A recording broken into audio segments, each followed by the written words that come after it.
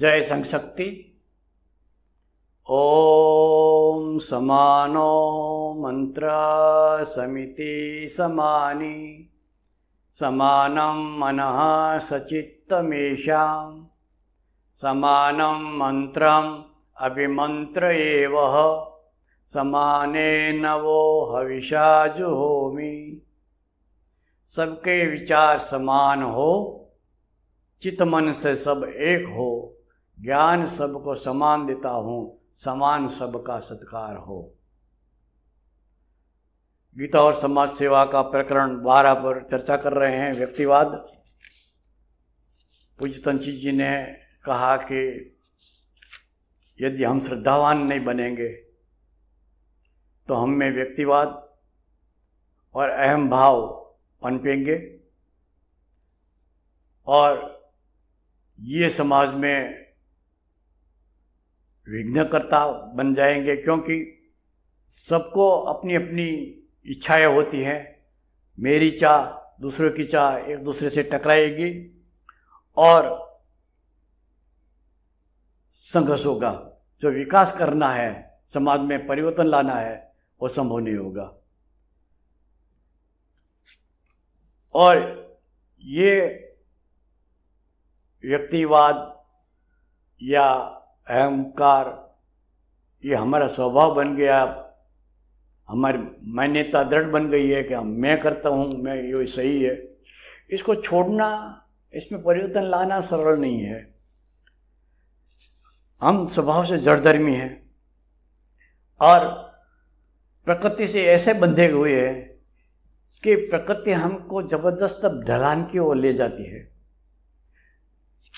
चाह तो ये होनी चाहिए कि हम प्रकृति से संस्कृति की ओर चले, मगर ये इतना सरल नहीं है।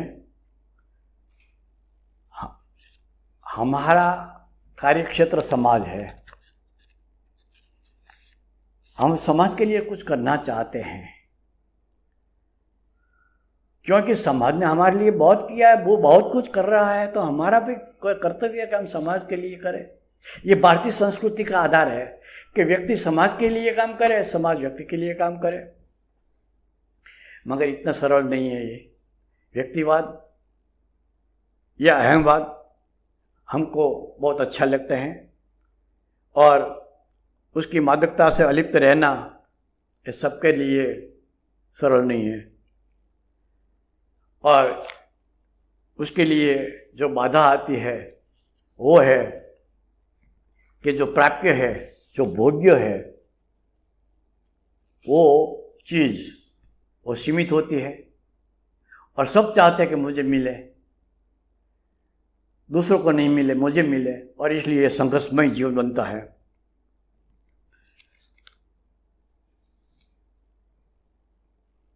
ऐसे हम भावी वे व्यक्तिवाद लोग चाहते तो हैं कि हम सम्मानित हो, हम संपन्न हो और बिना कुछ किए या थोड़ा सा कर दिया और अपने आप को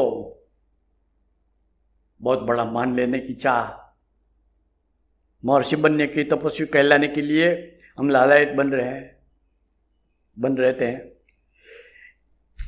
मगर केवल बिना आचरण के केवल बाह्य उछल कूद, ये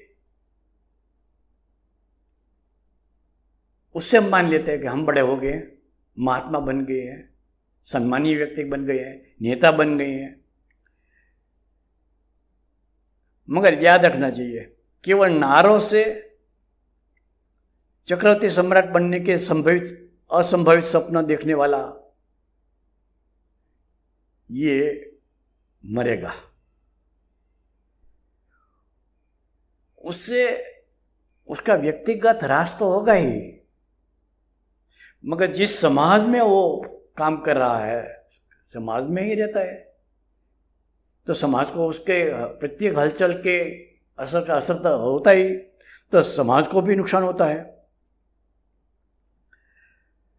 तो व्यक्तिगत व्यक्तिभाव पनपा, अहंकार बढ़ा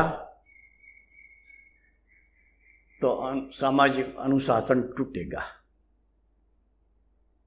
अहंभावी व्यक्तिवादी व्यक्ति कोई किसी का मानता नहीं, वो तो अपने को ही मानता है कि मैं जो कहूँ वो ठीक है, सबको मेरी माननी चाहिए, मेरी सुनना चाहिए।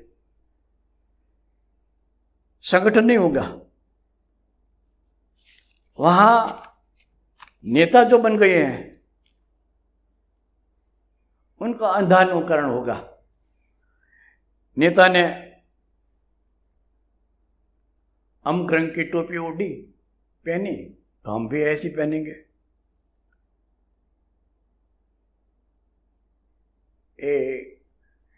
ऐसा हुआ था कि पूज्य तुलसी जी ने दाढ़ी रखना शुरू कर दिया।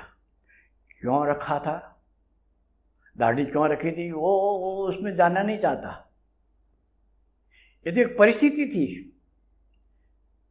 उसके लिए जिज्ञासु को पूज्य तुलसी जी ने लिखी हुई जेल जीवन के संस्मरण किताब पढ़ लेनी चाहिए। तो ये दाढ़ी चाह कर नहीं रखी थी, एक परिस्थिति थी। और फिर लोगों ने देखा कि तुलसी जी ने दाढ़ी रखी है तो दाढ़ी से वो महान दिखते हैं, तो हम भी तुलसी जी बनना चाहते, हम भी दाढ़ी रखेंगे और हम भी महान बन जाएंगे।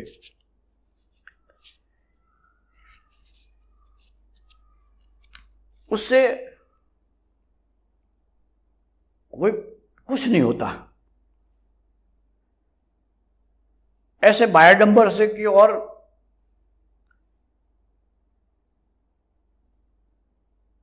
हमारा आकर्षण हमको निष्क्रिय बना देगा। हमने दाढ़ी बना दी, दाढ़ी रख ली, अब हमको क्या करना है। बनना तो ये चाहिए कि जो हमारे नेता है, अगुवा है, उनकी बाह्य दिखाव से, बाह्य नंबरों से कुछ नहीं, उनके जीवन से, उनके आचरण से हमको कुछ सीखना चाहिए। प्रेरणा के 3 स्रोत है: ज्ञान, ज्ञेयम, परिज्ञाता।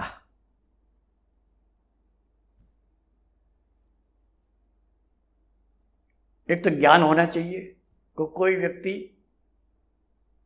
ऐसा क्यों करता है। हम उनको अच्छा मानते हैं, महात्मा मानते हैं, संत मानते हैं, उनका ये व्यवहार है, ऐसा क्यों है, उसका ज्ञान होना चाहिए। फिर जो ज्ञेय है, जो जानने की चीज है कि उनसे हमको क्या मिल रहा है, ये भी।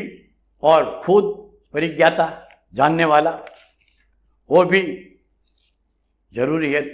और 3 मिलेंगे तो कुछ प्रेरणा मिलेगी। और करण मतलब साधन, कर्म कुछ क्रिया, और करने वाला, ये 3 जब मिलेंगे तो कर्म का संयोग बनता है।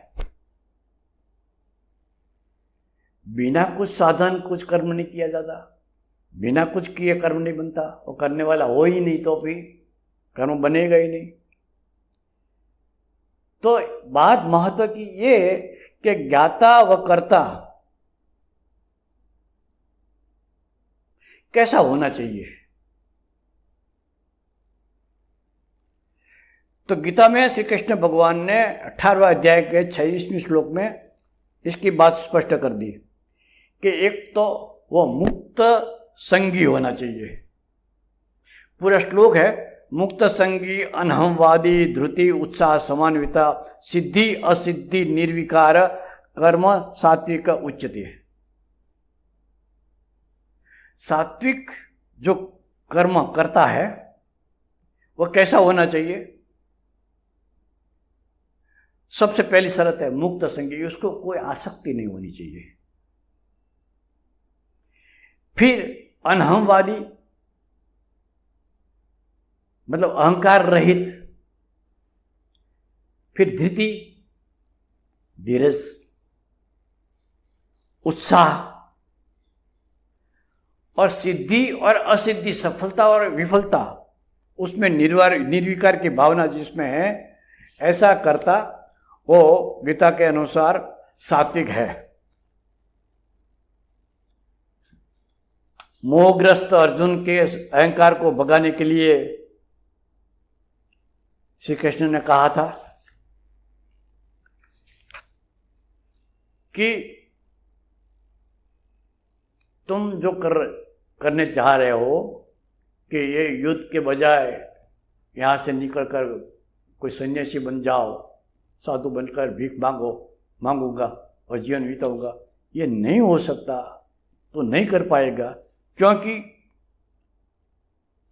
प्रकृति क्रियमाणानि गुणे कर्माणि सर्वश अहंकार विमूढ़ात्मा कर्ता अहम इति मन्यते। मैं ऐसा करूंगा, मैं ये युद्ध नहीं करूंगा, इन लोगों को नहीं मारूंगा, मैं सन्यासी बन जाऊंगा, ऐसा कर्म करने वाला, ऐसा सोचने वाला कर्ता वो कैसा है? वो विमूढ़ात्मा है, मोहवश है और ये अहंकारी है। उसको पता ही नहीं कि मनुष्य अपने प्रकृति को वश होकर काम करता है।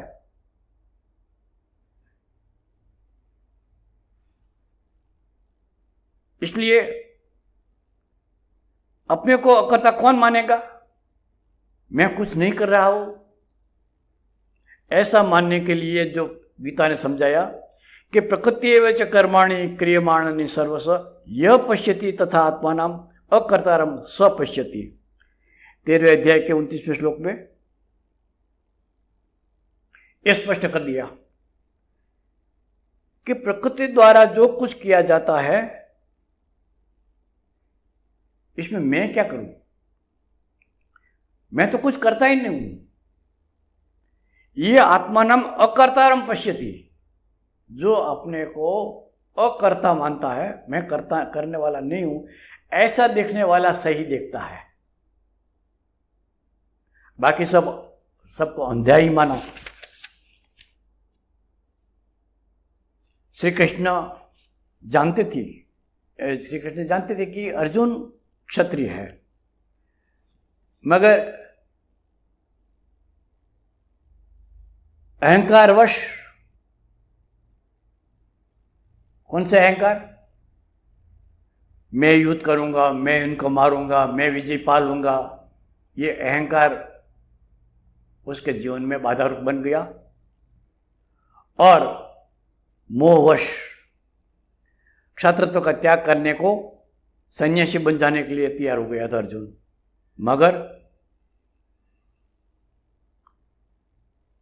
सही बात क्या है? श्री कृष्ण ने बताया कि कर्म इंद्रियाणि संयम्य आस्ते मनसा स्मरण इंद्रियार्थान विमूढ़ात्मा मिथ्याचार स उच्यते।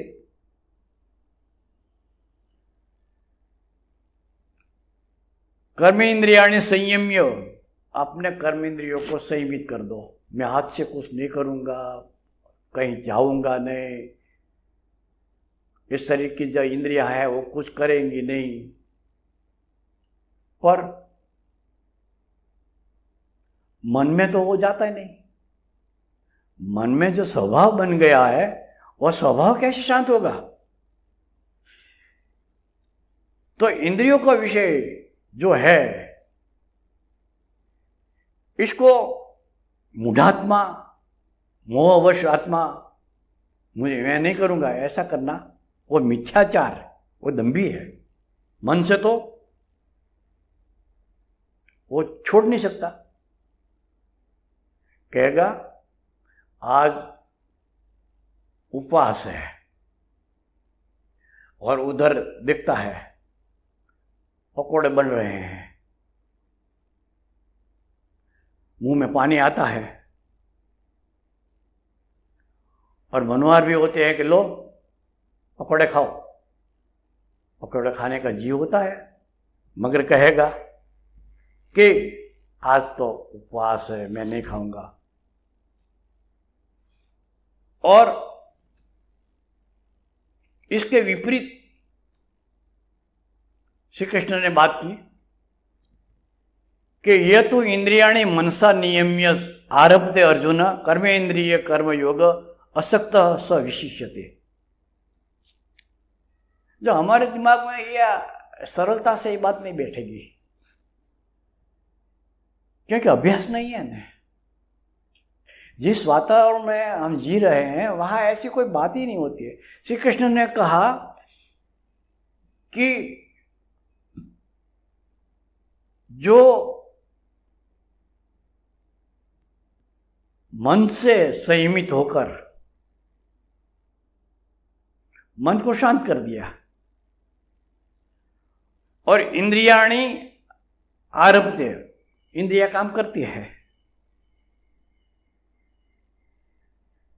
तो ऐसा कर्मयोग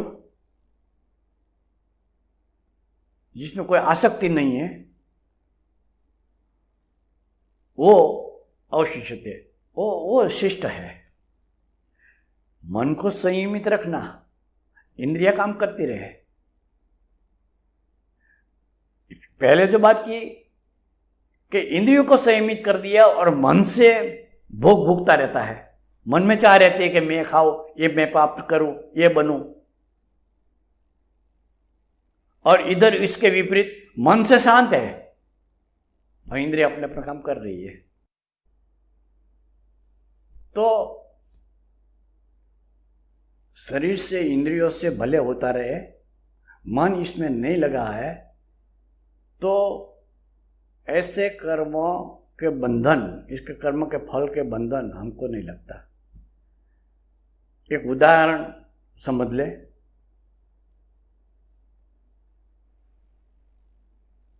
श्री कृष्ण एक बार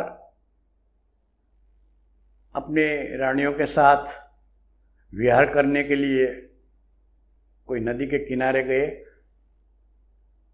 भोजन का समय हुआ कि चलो भोजन करें। थालियां नाना प्रकार के व्यंजनों से भरी हुई रख दी। श्री कृष्ण ने कहा ठहरो। नदी के सामने किनारे पर दुर्वासा मुनि तप कर रहे हैं, उनको पहले खिलाओ फिर हम खाएंगे। और एक बड़ा थाल लेकर रानियां चली, किनारे पर गई तो नदी दो किनारे बह रही थी। कैसे पार जाए? वापिस आई, कृष्ण से कहा कि स्वामी ये तो नदी दो किनारे बह रही है, पार होना मुश्किल है। अच्छा ऐसा है तो नदी माता से कहो कि यदि श्री कृष्ण आजीवन ब्रह्मचारी है तो नदी मार्ग दे दें। रानियों ने एक दूसरे के प्रति शंका की नजर से, प्रश्नार्थ की दृष्टि से देखा और गई और कहा जैसा श्री कृष्ण ने कहा था, और नदी ने मार्ग दे दिया। गई सामने किनारे, वहां दुर्वासा मुनि को नमस्कार करके भोजन का थाल रख दिया। दुर्वासा ने खा लिया, तो खाली थाल लेकर वापस लौटी तो देखा नदी दो किनारे बह रही थी। अब कैसे सामने जाए? तो दुर्वासा से प्रार्थना की कि भगवान नदी तो बह रही है, उस ओर जाना मुश्किल है। तो दुर्वासा जी ने पूछा कि आई कैसे?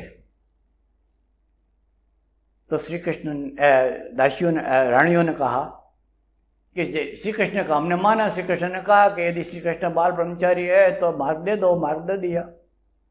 अच्छा तो जाओ नदी माता से कहो कि यदि दुर्वासा मुनि आजीवन उपवासी है तो मार्ग दे दो।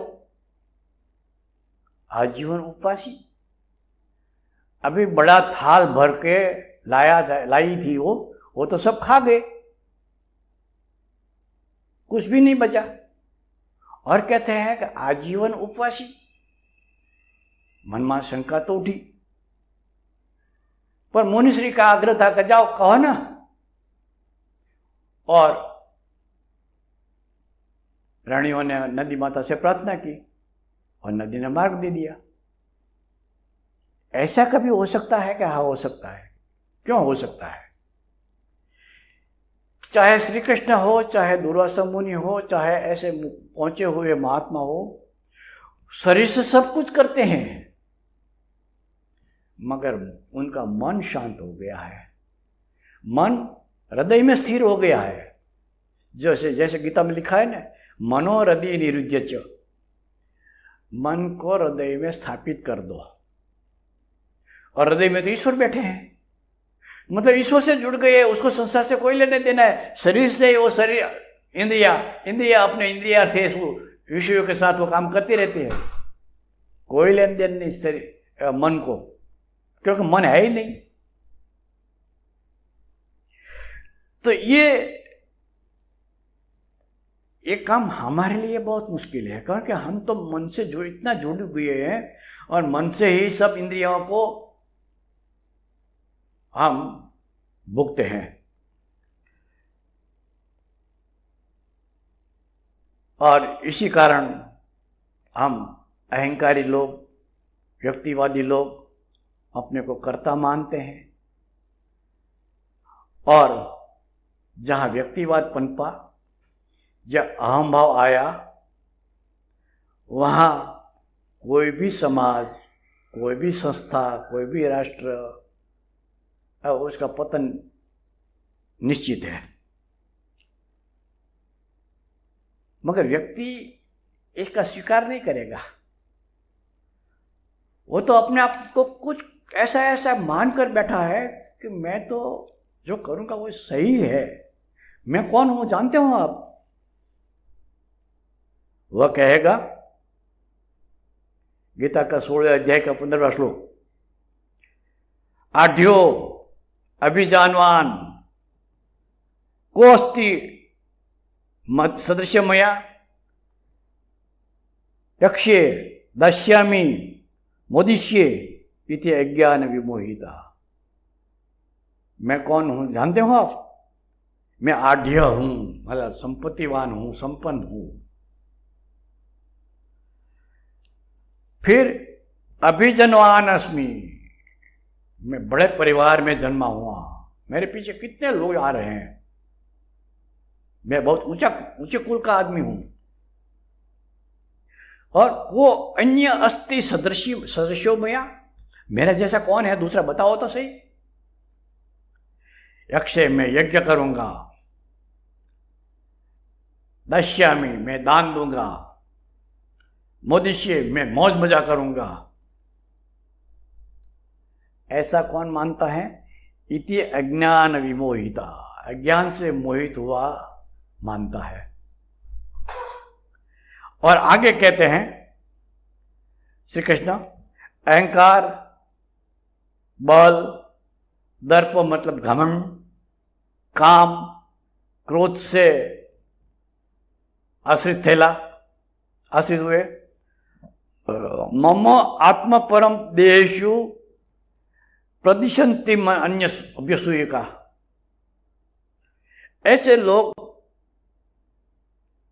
दूसरे के शरीर में भी मैं रहता हूं, तो दूसरे की जो ईर्ष्या करता है, दूसरे के प्रति द्वेष करता है, वो मुझे दुखी करता है, मेरा द्वेष करता है, तो उनका मैं क्या करता हूं पता है? 16 अध्याय के 19वें श्लोक में कहा, तान अहम दिशतः क्रूरान संसारेषु नराधमान क्षिपामि अजस्रम आशुभान आसुरषु एव योनिषु। खतरनाक खेल खेल दिया। ऐसे लोगों को देशपूर्वक में, क्रूर लोगों को, इस अधम लोगों को, नराधमान अधम लोगों को, ऐसे अशुभ नरक में डाल देता हूं कि जहां दुखी दुखी हो जाते हैं। ये हमको समझ लेना चाहिए कि गीता में जो कहा है वो गलत नहीं हो सकता। श्री कृष्ण क्यों गलत कहे?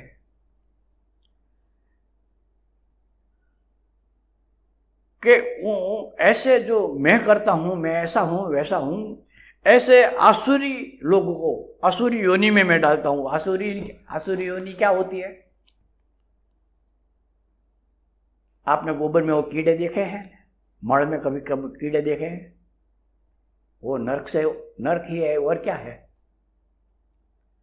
ऐसे असुरों से समाज में, ऐसे असुर लोग समाज में बहुत है, अपने को सब कुछ मानने वाला है, इसलिए समाज को बहुत हानि होती है। समझदार लोग ऐसा नहीं कहता, वह तो कहेगा कर्मणि अकर्मम च, कर्म होता है मैं मगर मैं करता नहीं हूं। तो कर्मणि अकर्मम य पश्यति अकर्मणि च कार्य च कर्म च सबुद्धिमान मनुष्येषु सयुक्त कृष्ण कर्मकृत। चौथा अध्याय का 18 श्लोक। कर्म में जो अकर्म का देखता है और अकर्म में जो कर्म देखता है वह मनुष्यों में बुद्धिमान है, वह योगी है और वही सब करने वाला है। कर्म में अकर्म देखना, अकर्म में कर्म देखना, ये क्या बवाल है? कोई समझ में आए ऐसी बात श्री कृष्ण ने क्यों नहीं कही? श्री कृष्ण तो कही हमारे दिमाग ऐसा है कि उसमें ये बात बैठ नहीं सकती।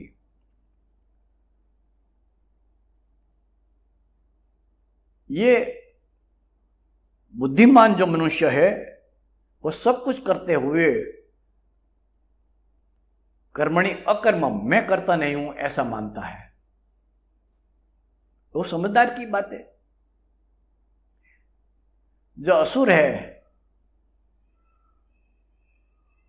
वो तो मानेगा मैं ऐसा हूं, मैं ये करता हूं, मैं ये करूंगा, तो वो कर्म में अपने कर्तापन का भाव नहीं रखता और अकर्मणि से करता ही जा। और जो कुछ खुद नहीं करता और जो होता है, काम तो होता ही है, शरीर करता है, इंद्रिया करती है, तो अकर्मणि च कर्म जो देखता है, कर्म पोते स्वयं नहीं करते हुए भी कर्म होते हैं, तो बुद्धिमान वो ये बुद्धिमान है, वो योगी है, सभी कुछ करता है फिर भी वो करता नहीं है। तो ये स्थिति का स्वरूप समझने के लिए बहुत ऊंचा उठना पड़ेगा। वैसे प्रार्थना तो हम करते हैं कि सूत्र तेरा नृत्य मेरा, यंत्री तू में यंत्र तेरा, मगर क्या सचमुच हमारे जीवन का धागा, सूत्र क्यों हमने ईश्वर को सौंप दिया है, उसके हाथ में रखा है? हम तो बार बार सोचते, सुबह उठते ही आज तो मुझे ये करना है, मैं ये करूंगा, मैंने कल ये किया था, कल ये करूंगा, तो हर एक बात में मैं आता ही है। तो ऐसे लोग कभी समाज में काम नहीं कर सकता। अड़गरन जी स्वामी एक उदाहरण देता है कि बैल ऐसा मानते हैं मैं खेतर खेड़ रहा हूं, हम खेतर खेड़ रहे हैं। आप नहीं खेड़ रहे हैं मेहरबान, वो किसान है ना पीछे डंडा लेकर चल रहा है, वो तुमसे खेड़ाता है। तो जो फसल होगी वैसे दिखने में तो बेल ने काम किया नहीं, किसान ने करवाया तो फल मिलेगा किसान को। खाने के लिए बेल को तो देना चाहिए, वो तो देंगे, वो तो मिलेगा। तो पूज्य तुलसी जी का यह कहना है कि किसी के साथ लिपटी हुई कर्तापन की भावना, लिपटी है ना, मैं करूं, मैं करता हूं, एक कर्तापन की भावना का त्याग ही गीता का वास्तविक कर्मयोग है।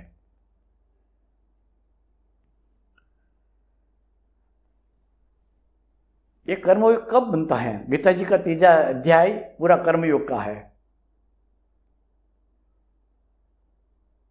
तो कर्मयोग, सभी कर्मयोग नहीं बनता। जो कर्म करता अपने को कर्म के कर्ता नहीं मानता, उसके कर्म ही कर्मयोग बनता है।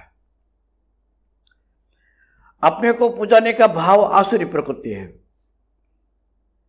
जबकि देवी संपदा तो कहती है कि तेज, क्षमा, धृति, शौचम, अद्रोही, न अति मानिता, ऐसा गुण होना चाहिए जिसमें तेजस्विता हो, क्षमा भाव हो, धीरज हो, शौच मतलब भीतरी और बाहरी पवित्रता हो, किसी का द्रोह करने न वाला हो, न अति मानिता, जिसका कोई अभिमान ही नहीं है, अहंकार ही नहीं है। ये देवी संपदा है। गीता व्यक्तिवाद का विरोध करती है। वो कहा है कि नैव किंचित करोमि इति युक्त मन्यते तत्वविद, जो तत्वविद, तत्व को जानने वाला कहता है कि न एवं किंचित करोमि, मैं कुछ भी नहीं करता। वैसे सब कुछ करता है ना, क्या क्या करता है? ये श्लोक है, ये देख लेना। 13 क्रिया है इसमें, 13 क्रिया बनाइए, बताइए। एक पश्यन, श्रृण्वन, देखो ये जुड़ाक्षर है ना, आपके पास गीता हो तो उसमें देख लो। ये जुड़ाक्षरों को अलग अलग करके पढ़ो ना तो समझ में आ जाएगा, शब्द का अर्थ भी समझ में आ जाएगा। पश्यन, शृण्वन, स्पृशन, जिघ्रन, अश्नन, गच्छन, स्वपन, श्वसन, प्रलपन, विसर्जन, गृहणन, उन्मिषण, निमिषण, 13 क्रियाएं हुई।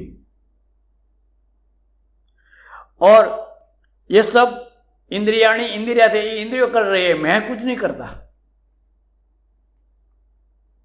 ये अपने अपने स्वभाव में काम करती रहती है। क्या क्या करती है? पश्चन, देखती है, आंखें देखती है, आंख इंद्रिय। श्रृण्वन, कान सुनते हैं, मैं नहीं सुनता। स्पृशन, चमड़ी स्पर्श करती है। जिघ्रन, कान, नाक सूंघता है। अश्नन, खाता है। गच्छन, जाता है। स्वपन, सूता है। श्वसन, सांस लेता है। प्रलपन, बोलता है। विसर्जन, कुछ छोड़ता है। ग्रहण, कुछ लेता है, पकड़ता है। उन्मिषण, आंख की पलक बंद करता है। निमिषण, आंख की पलक खोलता है। ये सारी क्रियाएं मैं नहीं कर रहा हूं। इंद्रियाणी इंद्रिया इंद्रिय कर रही है, मुझे इससे क्या लेना है? इंद्रिया क्या देखती है, मुझे क्या समझ? इंद्रिया क्या सुनती है, कान क्या सुनते हैं, मुझे कोई लेना देना है? कान है, उनका स्वभाव है, कान सुनता रहे। तो ये भाव, अहम भाव, वो कर्तापन जिसमें है, वो ऐसा नहीं कह सकेगा। जो अहम भाव व कर्तापन की इच्छा तिरोहित होता है, तिरोहित हो जाती है, तो वो सभी कार्य, सभी परिस्थिति उनके परिस्थिति निरपेक्ष बन जाते हैं। आज कर्म काल, व्यक्ति व परिस्थिति सापेक्ष है। अतः गतिहीनता या थोड़े कर्म से बड़ा पद प्राप्त करने का, बड़ी सिद्धि प्राप्त करने की चाह रहती है। सोचना यह चाहिए कि हम तो मात्र साधन, कारण है, निमित्त है, कर्ता नहीं है। तो कर्म करते हुए जो कर्म होते हैं वो दिखता है, मगर वो सोचता है कि तो मेरा सत्ता स्वामी, मेरे ईश्वर, उसकी चाह है, उसकी मांग है, वो मुझसे करवा रहा है, तो इसमें मेरी इच्छा है ही नहीं, ईश्वर की इच्छा से हो रहा है सब, मुझे निमित्त बनाया है। इतना मैं सद्भागी मानो अपने को कि ऐसे ईश्वरीय कार्य के लिए ईश्वर ने मुझे निमित्त बनाया। ऐसा करने पर सफलता मिले तब भी हम अपने को कर्ता सर्वेसर्वा नहीं मानेंगे। मसीहा, तंसी साहब ने एक शब्द उपयोग किया है, उसमें हम अपने को मसीहा नहीं मानेंगे। मसीहा शब्द वो है तो अरबी शब्द, उसका अर्थ है यीशु ख्रिस्त या देने वाला, जीवन देने वाला, जीवन दाता। तो हम एक बार मान ले कि ये सब कार्य ईश्वर का है, ईश्वर की इच्छा से होता है, ईश्वर की शक्ति से होता है, तो हम कभी मसीहा बनने की चाह नहीं रखेंगे। और यदि असफल हो जाते हैं, कुछ मिलता ही नहीं, तभी उसकी चिंता नहीं। सफलता में कर्तापन के भाव का अभाव हो जाता है और विफलता में चिंता नहीं। यही है गीता का सांख्य योग, जिसको कहते हैं ज्ञान योग। कई राजनीतिक संस्थाओं का वो पनपी, स्थापना हुई, पनपी और फिर पतन हो गया। क्यों? संस्था के अधिष्ठाता अपने आप को उस संस्था का एकमात्र आधार मानता है। मैं हूं इसलिए संस्था चल रही है। तो फिर व्यक्ति है, आखिर चाहे कितना ही ऊंचा उठा हुआ व्यक्ति है, कमजोरियां कभी भी उस पर हावी हो जाती है, तो उसका पतन होता है, साथ साथ संस्था का पतन होता है। और एक बार विफलता आ गई तो फिर निराशा आ जाएगी, निष्क्रियता आ जाएगी, और व्यक्ति के साथ समाज को भी इसका घाटा सहन करने पड़ेगा, इसका पतन होगा। जबकि गीता को एक बार समझ लो ना,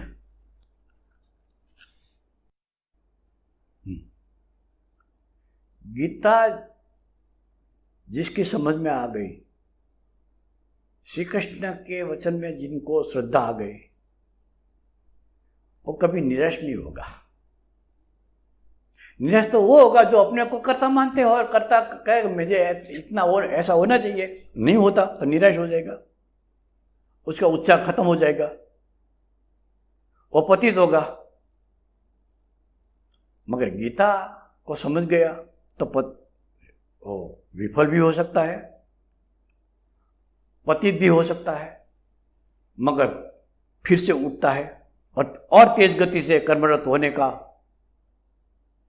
वो सोचता है। ये गीता का ज्ञान है। अभी समय हो रहा है, व्यक्तिवाद एक ऐसा रोग है, ऐसी बीमारी है